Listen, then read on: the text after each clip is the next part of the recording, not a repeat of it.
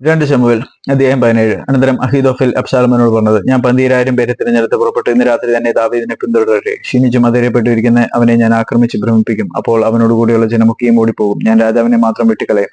പിന്നെ ഞാൻ സകല ജനത്തെ നിന്റെ അടുക്കൽ മടക്കി വരുത്തും. നീ ആഗ്രഹിക്കുന്ന പോലെ എല്ലാവരും മടങ്ങി വരുമ്പോൾ സകല ജനവും സമാധാനത്തോടെയിരിക്കും. ഈ വാക്ക് അബ്ശാലോമിനും ഇസ്രായേൽ മൂപ്പന്മാർക്കൊക്കെയും വളരെ ബോധിച്ചു.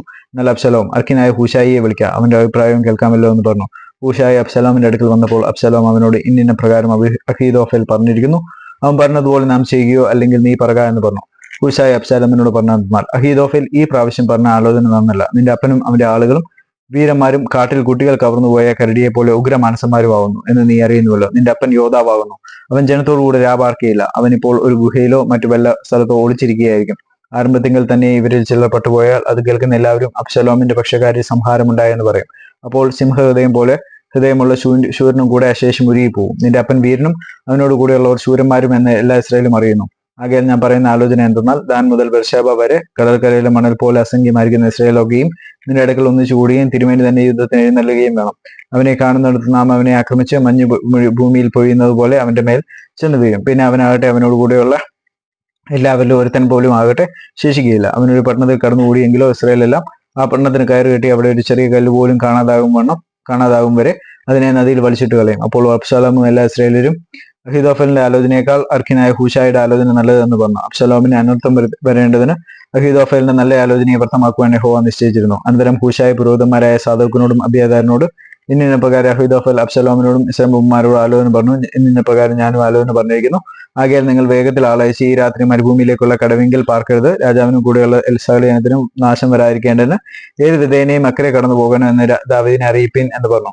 എന്നാൽ യോനാഥാനും അഹീമാസും ബന്ധത്തിൽ ചെന്ന് തങ്ങളെ തന്നെ കാണിപ്പാൻ പാടില്ലായിരുന്നതുകൊണ്ട് ഏൻ രോഗിയലിനരികെ കാത്തു നിൽക്കും. ഒരു വേലക്കാരത്തി എന്ന് അവരെ അറിയിക്കുകയും അവർ ചെന്ന് ദാവീദ് രാജാവിനെ അറിയിക്കുകയും ചെയ്യും. എന്നാൽ ഒരു ബാലിക്കാരൻ അവരെ കണ്ടിട്ട് അബ്ശാലോമിന് അറിവ് കൊടുത്തു. ആകയാൽ അവർ ഇരുവരും വേഗം പോയി ബഹൂരീമിൽ ഒരു ആളുടെ വീട്ടിൽ കയറി. അവന്റെ മുറ്റത്ത് ഒരു കിണറുണ്ടായിരുന്നു.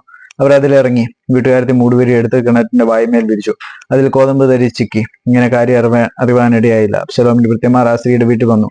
അഹീമാസും യോനാഥാനും എവിടെയെന്ന് ചോദിച്ചതിന് അവർ നീർത്തോട് കടന്നുപോയി എന്ന് സ്ത്രീ പറഞ്ഞു. അവർ അന്വേഷിച്ചിട്ട് കാണാകിയാൽ യെരൂശലേമിലേക്ക് മടങ്ങിപ്പോയി. അവർ പോയ ശേഷം അവർ കിണറ്റിൽ നിന്ന് കയറി ചെന്ന് ദാവീദ് രാജാവിനെ അറിയിച്ചു. നിങ്ങൾ എഴുന്നേറ്റ് വേഗം നദി കടന്നു പോകുകയും ഇന്നിന്റെ പ്രകാരം അഹീതോഫൽ നിങ്ങൾക്ക് വിരോധമായിട്ട് ആലോചന പറഞ്ഞിരിക്കുന്നുവെന്ന് പറഞ്ഞു. ഉടനെ ദാവീദും കൂടെയുള്ള ജനമൊക്കെയും എഴുന്നേറ്റ് യോർദാൻ കടന്നു. നേരം വെളുക്കുമ്പോഴേക്ക് യോർദാൻ കടക്കാതെ ഒരുത്തൻ പോലും ശേഷിച്ചില്ല. എന്നാൽ അഹീതോഫൽ തന്റെ ആലോചന നടന്നില്ല എന്ന് കണ്ടപ്പോൾ കഴുതപ്പുറത്ത് കോപ്പിട്ട് കയറി തന്റെ പട്ടണത്തിൽ വീട്ടിലേക്ക് ചെന്ന് വീട്ടുകാരും ക്രമപ്പെടുത്തിയ ശേഷം കെട്ടിയാന്ന് മരിച്ചു. അവന്റെ അപ്പന്റെ കല്ലറയിൽ അവനെ അടക്കം ചെയ്തു. പിന്നെ ദാവീദ് മഹനീമിലെത്തി. അബ്ശാലോമും കൂടെയുള്ള ഇസ്രായേൽ ജനമൊക്കെയും യോർദാൻ കടന്നു.